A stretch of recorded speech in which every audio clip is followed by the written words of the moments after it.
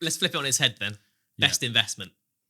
Have you got something really obvious? I mean, you could play the university card again here to make your wife happy, but best investment you've made.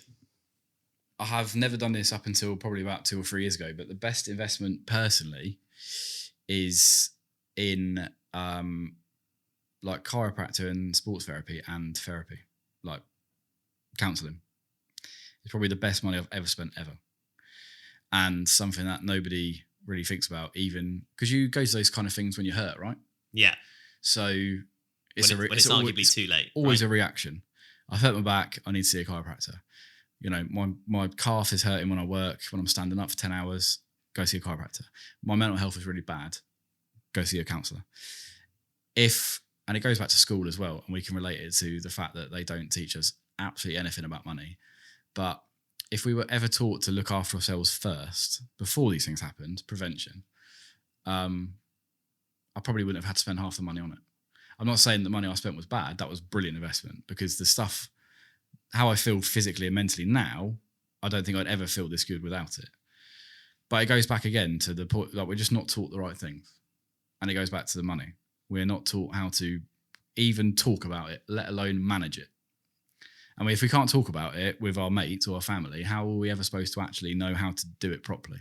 This is it. And I think that's a big kind of tenet of therapy generally, right? It's how do I know how I feel until I hear what I say? Yeah, for example. Yeah. And is that your experience as well? Absolutely.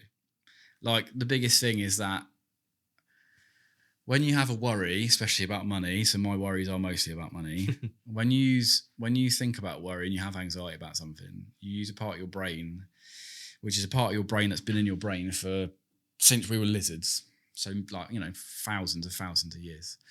And it cannot rationalize anything. So it is literally fight or flight. So you will experience anxiety, you will experience fight or flight until you speak out of your mouth and you hear your words back. It doesn't go into the back of your brain, it goes into your front of your brain, which is where you can rationalize things. Right. So if you held in a thought about money that you were really worried about, you will always feel anxious about it.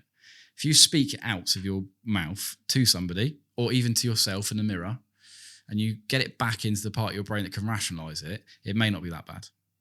And it could instantly get rid of that anxiety about it. But we're not taught that either. No. So talking about things, talking about money could be the solving of 20 issues in your life. But until you do it, you never know.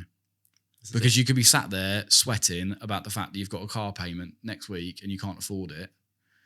But you haven't rationalised the fact that you could ask 5 people to cover that and you get paid the next day.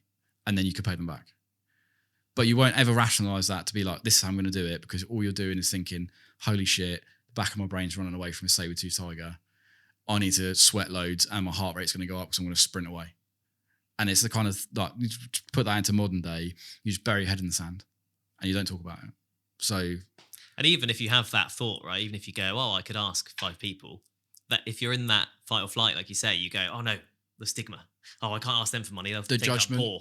They'll, exactly. the judgment of asking your parents to bail you out, or mates, or having to ask for an extra shift at work, or just generally people aren't very good at asking for help ever, because it is always seen as a sign of weakness, and it's not.